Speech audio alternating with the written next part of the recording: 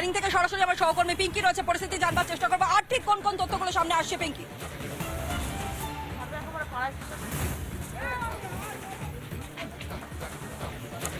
দেখো, মূলত এই যে বাড়ি রয়েছে, এই গোলাম মোহাম্মদ এখানে ভাড়া নিয়েছিল। গোলাম মোহাম্মদ কাশ্মীরে তিনি থাকতেন। এখন 20 থেকে 25 বছর ধরে তিনি এই বাংলাতেই ব্যবসা করছেন। এই গোলাম মোহাম্মদের যে বাড়ি বা ভাড়া বাড়ি, সেখানে এসেছিল এই জাভেদ মুন্সি এবং গোলাম মোহাম্মদের সঙ্গে আমাদের ফোনে কথোপকথন হয়েছে।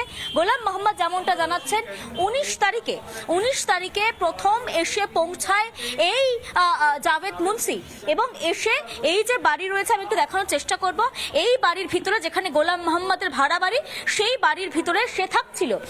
19 তারিখে এসেছিল এবং তারপরই কাশ্মীর পুলিশের কাছে ইন্টেল মারফত খবর যায় যে এই যে তেহরির উল মুজাহিদ্দিন জঙ্গি গোষ্ঠীর সদস্য মুন্সি, সে এখানে লুকিয়ে রয়েছে।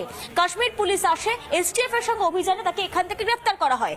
কিন্তু মূল দুটো প্রশ্ন এখানে উঠছে যে গোলাম মোহাম্মদ যেটা জানাচ্ছে যে প্রথমবার তার যে বোনের স্বামী, সে প্রথমবার কাশ্মীর থেকে তার কাছে থেকেছিল এবং বহু বছর আগে সে তেহরিন উল মুজাহিদ্দিনের সঙ্গে যুক্ত ছিল এমনটা সে জানতো এবং যখন তার বোনের সঙ্গে বিয়ে হয়ে যায় তারপর সে জানতে পারছে।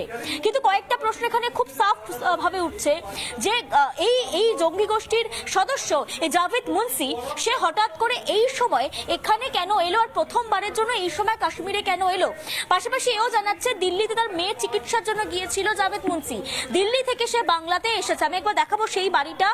এই বাড়ির ভিতরেই মূলত থাকতো জাভেদ মুন্সি, একদিন থেকেছিল এবং এর পাশে ক্যানিং এর কাছে যে হাসপাতাল মোড়, সেখানে একটি অটো স্ট্যান্ড রয়েছে, সেই অটো স্ট্যান্ড থেকে মূলত জাভেদ মুন্সিকে গ্রেফতার করা হয়। কিন্তু দুটো প্রশ্ন, ক্যানিং যেহেতু একদম বর্ডারের লাগোয়া না হলেও এখান থেকে বর্ডার খুব বেশি দূরে নয়, তাহলে কি গা ঢাকা দেওয়ার কোন রকম ইচ্ছা ছিল এই জাভেদ মুন্সি যারা রয়েছে? আসছে বর্ডার এরিয়াতে যেভাবে তারা যাতায়াত করছে, অবাধে আনাগোনা, শুধুমাত্র এই বর্ডার এরিয়া না, যে নির্দিষ্ট করে জেলাগুলোকে তারা বেছে নিয়েছে সেফ করিডোর শুধু নয়, সেফ হোম হিসাবে, সেটা কিন্তু এই মুহূর্তে সব থেকে বড় চিন্তার বিষয় হয়ে দাঁড়াচ্ছে।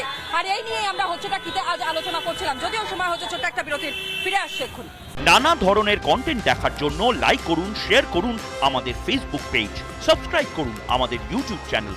পাশাপাশি অন্যান্য ব্রেকিং নিউজের জন্য অবশ্যই চোখ রাখুন রিপাবলিক বাংলায়।